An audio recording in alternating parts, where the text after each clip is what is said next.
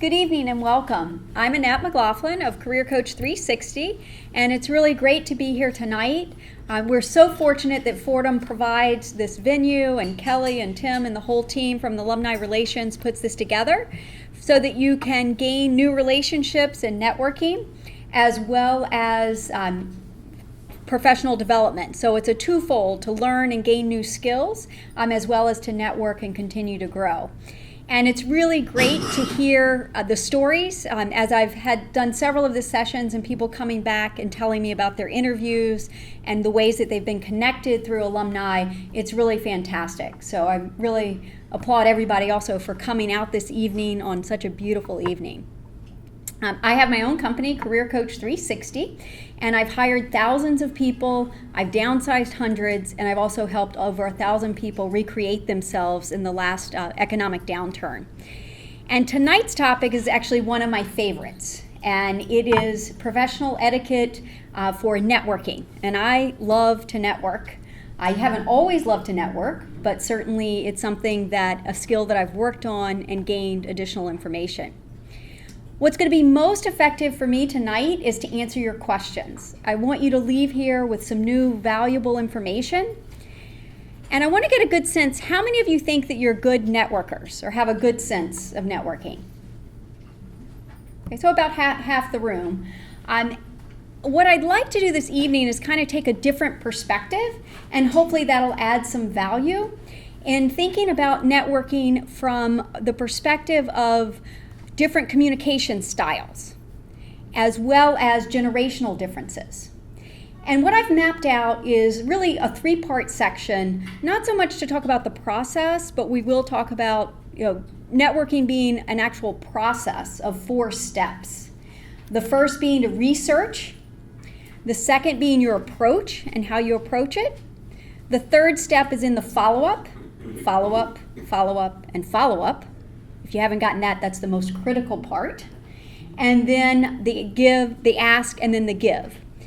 And I define networking as building long-term, mutually beneficial relationships. So there has to be a give and a take, and there has to be some value added.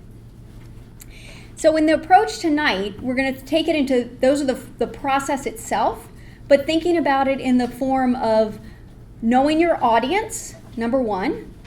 Secondly, what's your message based on that audience and their communication and their generation? And then thirdly, presentation. How do you connect with them? How do you follow up with them?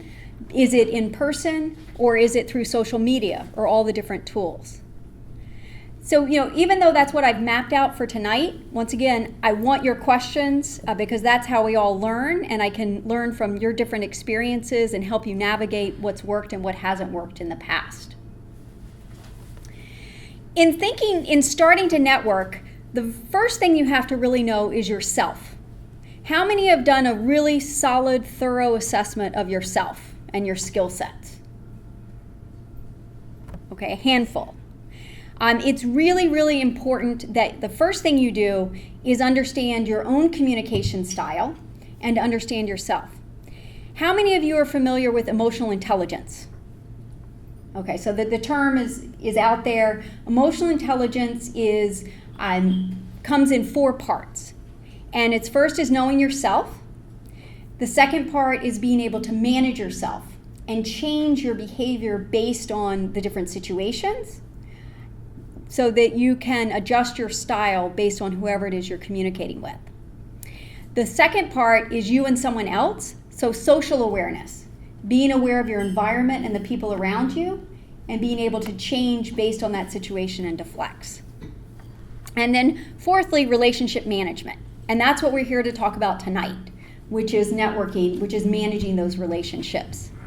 So if you haven't taken a good time, set aside the time to understand yourself and your strengths and your value proposition, that's going to be one of your action items and homework so that you do that as well.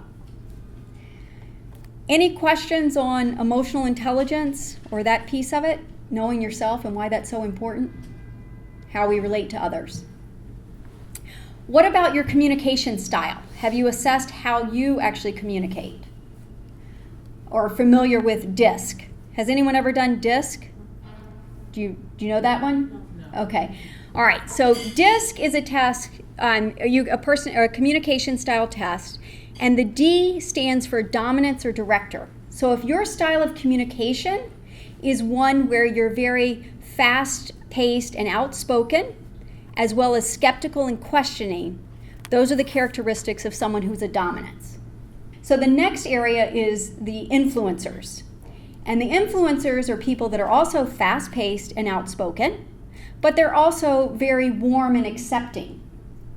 And so those are people that when you're communicating with them, you're gonna wanna chit-chat a little bit, really get to understand them, be very open. A lot of influencers are salespeople. They're good at telling stories, they're good at connecting with you. So do you have that picture of your influencer in your mind? You know, I can always think of like the most successful salesperson in my organization could tell great stories and warm and accepting, and everybody loved them as well. So in working with that style, you know, if it's not your style of communication, it's gonna be a little bit different, but you do wanna have some chit chat and talk about different things that are going on in the marketplace. So then the next area is your S's. They're the steadiness.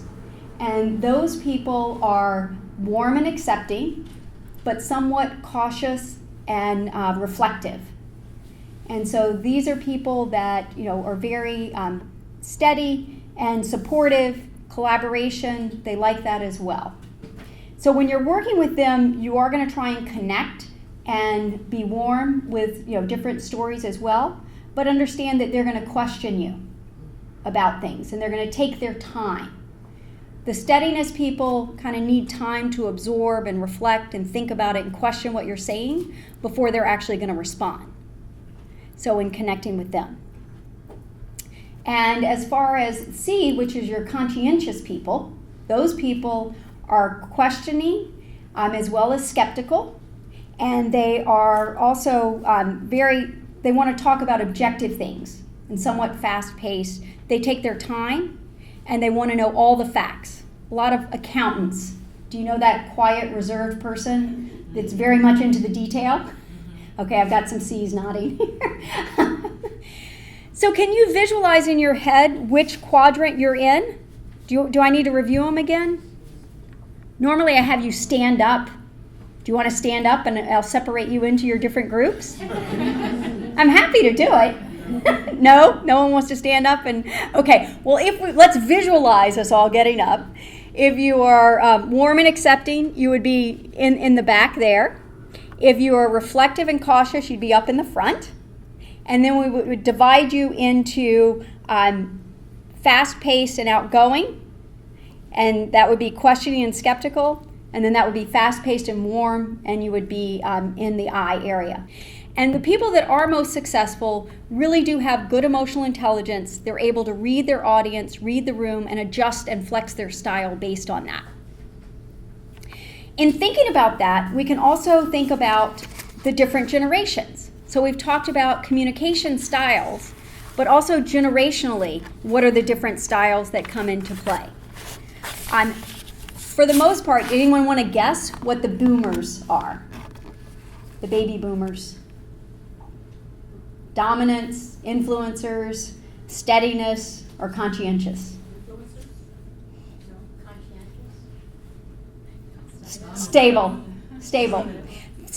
They're very much more stability. They like support, collaboration, warmth, and concern for the feelings.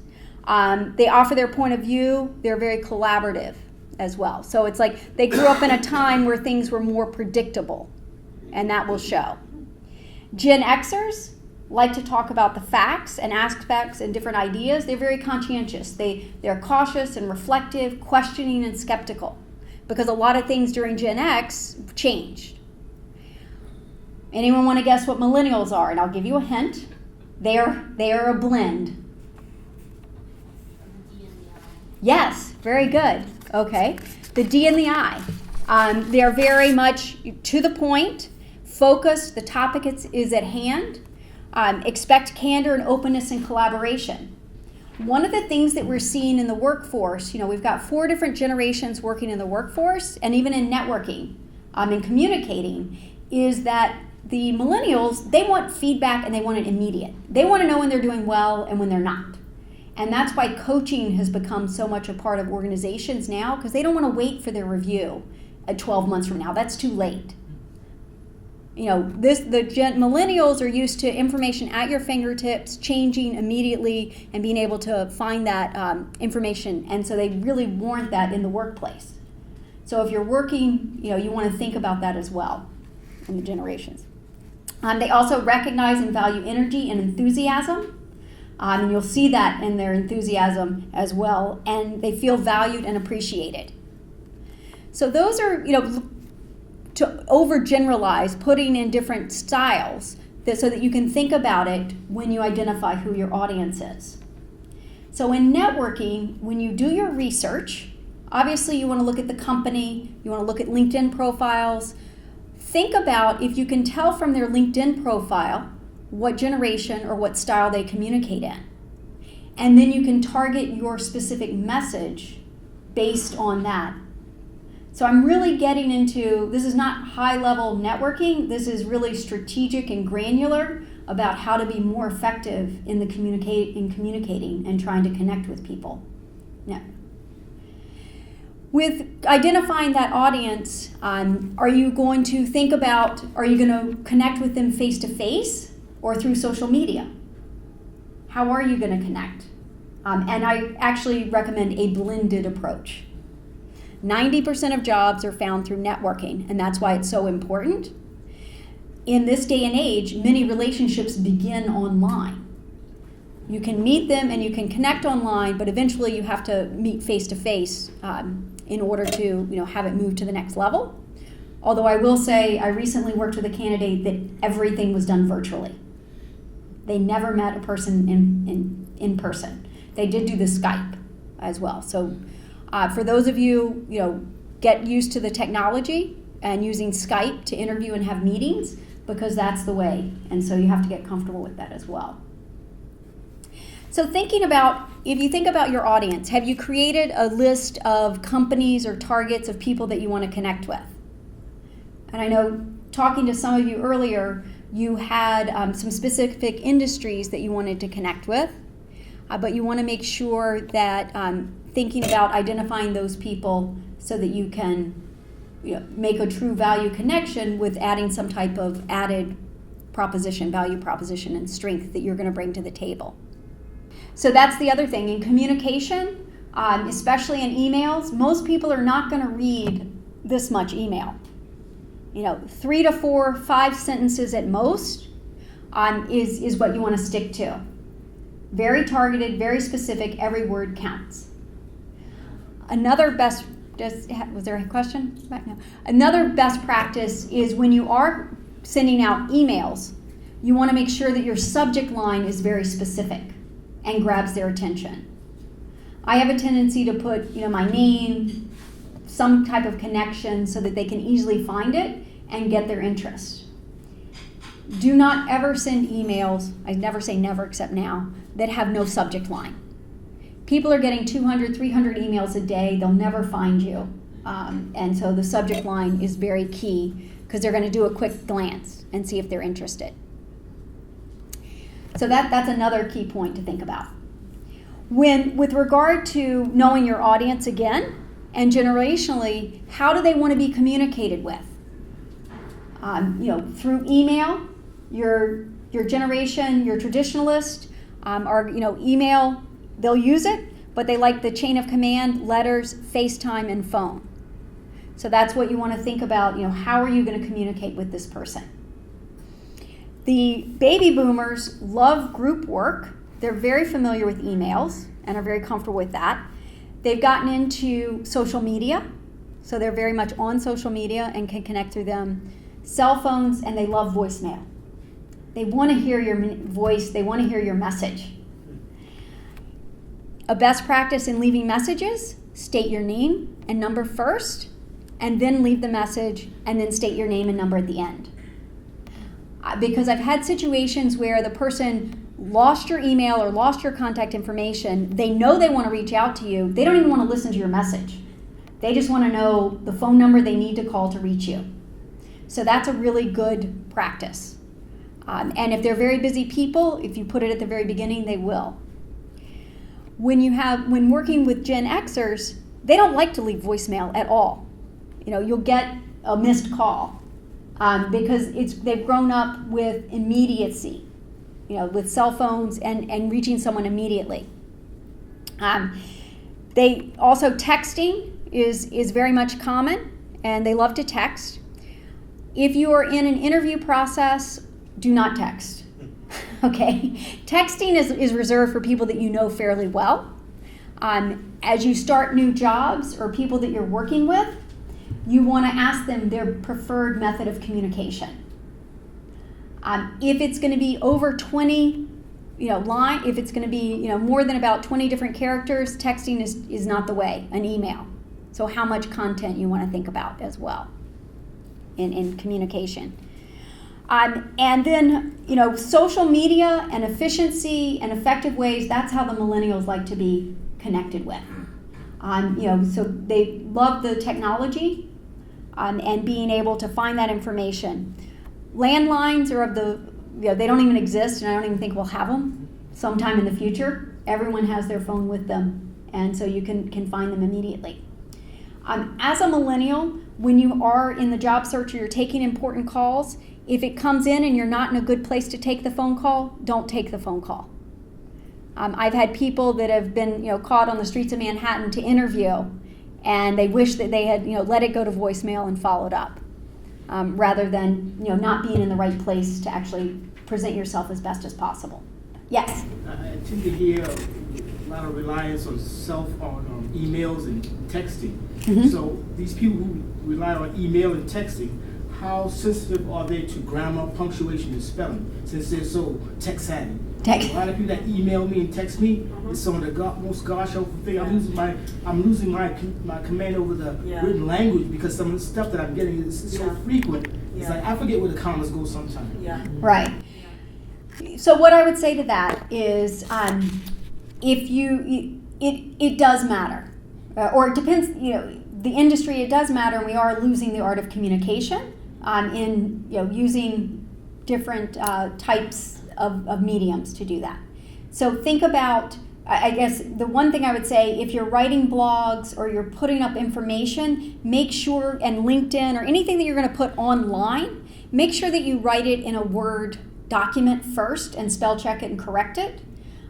With the texting or the emails that come from the iPhones, the I is always a lowercase I. It never capitalizes I. I can always tell when someone sent me something from there because of the way the I comes across as well. So we are losing some of that, and that's one of the challenges is bringing it back into the workplace. Communication, both written and verbal, is very challenging for many corporations today, and so they're working on understanding. We have to come back to that balance. And is it communicated effectively? The other thing is, now we have, Instagrams and photos and videos, and a picture is worth 1,000 words. So they're like less words and more pictures. And that says it all. And we've got emoticons. Now we can have tone in our text, and tone, because we can put the smiley face. And that actually helps.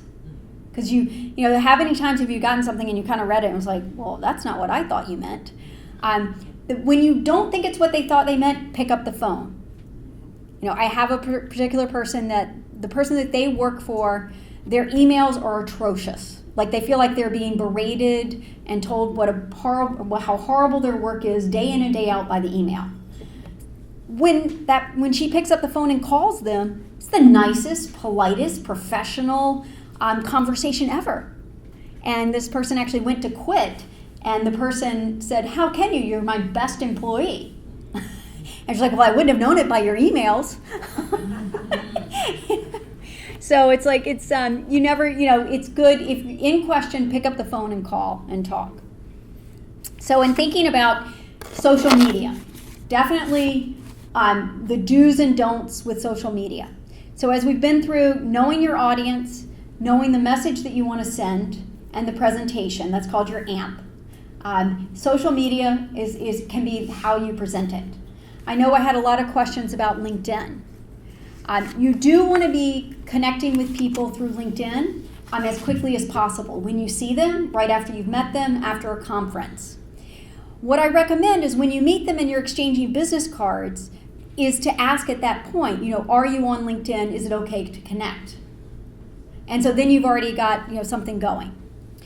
Another idea is that in LinkedIn, what's the best way to contact me? Do you know where that is in your profile? Okay, so definitely in their profile, it'll say the best way to contact me is. And sometimes they'll say through InMail or through a recommendation. So that's saying I don't want to connect with everybody. So now you got to go find somebody to make that connection. With introductions, you don't necessarily want to do cold introductions. You want to send an email to someone that says, I recently met with this individual. They work in the same business that you do. I'd love to connect you through LinkedIn. Is that okay? So give them a heads up and a reason. You always want to present an angle that's mutually beneficial so that they'll have a reason to connect with you as well. But give that person a heads up. With so introductions are great. Make sure that they're short, that you also personalize it. Don't just hit the connect, but actually personalize that introduction. That's much more valuable. And once again, remind them where you met them, how you met them, and why, what you have in common and the interest as well. Yes? Again, with this all email and Twitter and all this kind of stuff, how important is response time? Because sometimes I feel that, again, I had a situation recently where somebody had sent a connection to me with some information via LinkedIn, and usually LinkedIn, when somebody sends a connection, it comes right up on my phone. Right. For whatever reason, I didn't get any LinkedIn messages for the last month. And then the person came to me and they was kind of snarky, like, oh, I sent you a LinkedIn and you didn't respond. I'm like, okay. And then later on, a week later, I get all these LinkedIn connections. I'm like, I didn't know. Okay. So again, Well, you want to manage your online presence. If you're going to be active, are you going to check it daily? Are you going to check it weekly? How often? That's your choice. And the other thing is when you send, so everyone's going to be different. If you want to put it into a personality, a communication style, or generationally, how often? But I think everyone's an individual as to how well they use their social media. Emails, I think, have gotten. People are overwhelmed with emails, and I find they're not even responding. They either respond immediately, or it's a longer time frame, or do they have to think about it? And so that's the other thing. You want to respond, not react. So, and that's that self-management. You want to really reflect, how's the best way for me to communicate with this person? What do I need to say? Do I need to do some research? And then how can I respond effectively? And don't take it personal if they don't respond as fast. No, don't take it personally if they don't respond. You never know what's happened. Definitely it can take 2 or 3 weeks. They just have been busy. You're not their top priority at that point in time. It doesn't mean that they don't want to connect with you or at some point in the future build some type of relationship, but just at that moment in time. I also had the situation where someone met someone at an event. They said, send me your resume, I want to connect. The person sent the email, didn't hear anything, sent a second email like a week later, still nothing. Finally, they got up the courage to pick up the phone and leave a message. And the person was so happy. They're like, I'm so glad you reached out. Right after we spoke, we changed our email address or our server. Something with their system was different, and I never got your email. When can you come in and meet with me? So once again, don't take anything personally. You don't know that they got it or read it or didn't. You have to change it up between phone calls, emails, in person, and online. It's using all the different modalities. And there is not a perfect strategy. There are many different ways and methods to get to that. Yes. Also, don't forget that some emails get going to people's spam, and they never realize that happened to me a couple of times. Emails I was looking for ended up in my spam. Yeah, so you check your spam. That's another good thing. It's also, different people respond at different rates, and then how compelling was your message? Maybe at the time they got it, they didn't have any interest, but later on, they did. You know, so anyone that you're connecting with or interviewed with, you want to circle back with them. And I know that was one of the questions that came up. How often? How often do you communicate with people and circle back? And you have to get a good time management strategy management program. So is it monthly, every 30 days? Is it every 6 months? You know, once a week is too much. So, you know, what are you going to do? Monthly, quarterly, 6 months, every year. Different people are at different stages, or there may be different reasons to reach out. I will also, a good practice, if something you see or hear reminds you of a conversation or someone you'd met before, just send it to them. You know, send a nice email. I recently read this article. I was talking to someone. It reminded me of when I met you. I wanted to reconnect and see how things are going. You know, and add some additional information. Since we last spoke or since we last met, this is what's happened. If you're going to go to conferences or workshops, before you go, send out emails to people. You know, are you going to be attending this event? I'm going to be there. It would be great to grab a cup of coffee or connect at that point. So that's another best practice. Yes, John. I would just piggyback off that.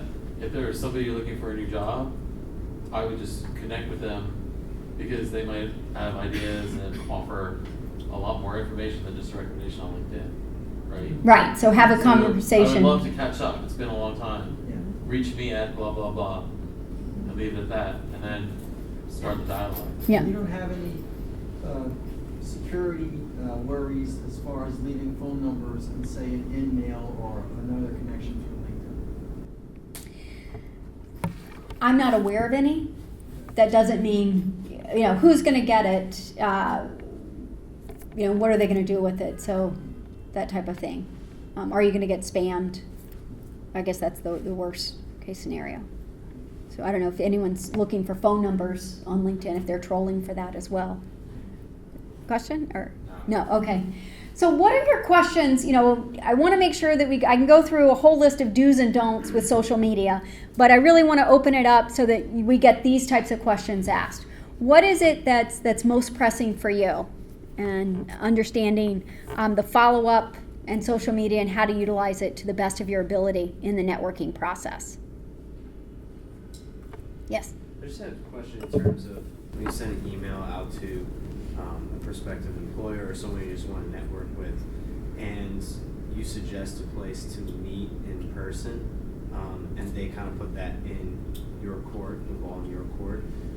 Do you suggest many different places and give them options, time frames? Like how much choice is too much? Do you want to like be really exact? Because I've had times where some people enjoy where you have like a specific place and a specific time, and then other people are like, oh, it's very open and dates and you know and times are subject to change. I think it's, you know, if you can narrow it down to the best of your ability and then leave it open for options. So, you know, if you've already agreed that you're going to meet, number one, right? You've already gotten that you're going to meet for coffee or to connect. I would choose a place near their location, the Starbucks, you know, something that's convenient for them. Make it as convenient as possible for them. Okay, you go out of your way to go to them. If you don't know the area, you know, you can ask for their recommendation. And are there specific days and times? A lot of times people will give 2 or 3 choices, but not too much. You also don't want it to go back and forth too many times with emails. You can tell by how that person communicates kind of what their style is. You know, if they give you specific, this is where I can meet, versus a very open, you're getting more of a sense of them as well. Okay. Yeah, there's some times where I would ask them, would you have any time available to chat either in person or via phone? Right. And then they'll respond with just, yes, I'd love to, but don't really indicate whether or not it's in person or via phone. Okay. So it becomes somewhat of a, a guessing game. Right, and that's because people are working at very fast pace, they're barely reading it, they know they want to meet with you, and that's all they say is yes, that would be great. Right. So then go back with some specifics. Okay. You know, and if you can get the face-to-face, you want the face-to-face. So ask for that first, and then if they're going to go to the, if you feel that that's appropriate. Yes. Do you recommend that we continue networking with every single contact we make, or should we start weeding them out over time if there's not much happening, not much evolving from a particular connection over a certain period of time? Should we start, sifting that out of our connection? Well, you have to prioritize. You wanted to connect with them at some point. So, that's a good question. So those might be the people that you send that email once a year or every 6 months, if they're not really active. You're building these long-term relationships and you don't know when you're going to need their system. So, but you can't reach out to everybody once a month or once a week. Mm-hmm. That's not realistic. Unless you're going to do mass emails. And you really want to customize. You don't want to do mass emails unless you're in a marketing or sales role where that's acceptable. But you're trying to build, personal relationships for yourself. So you want it to be a one-on-one. You want them to feel special and acknowledged and appreciated, that they're not just part of an email distribution list. And then with those email distribution lists, make sure that you reread the email so that there are no changes to words that might become very embarrassing. And I definitely have had that situation early on in my career when I actually sent out an email. Instead of using the word inconvenience, I apologize for the inconvenience, spell check changed it to, I apologize for any incontinence this may have caused. Not a great email. I to this day cannot send a mass email out because that's tarred me from the very first days of email to our entire client base. Good thing I have a good sense of humor, and so do my clients. Quite funny, I got a lot of responses from that and had the opportunity to build stronger relationships based on how I handled and recovered from that situation. So, even when things happen, turn it around. Because everybody's been in that situation is in the past. But definitely make sure that you reread and do that. So, tonight, we talked about business etiquette, networking, talking about making sure you know who your audience is, what type of message, providing value, and then how you're going to present it, in person, face-to-face, through social media, by phone. There are whole different ways to do that.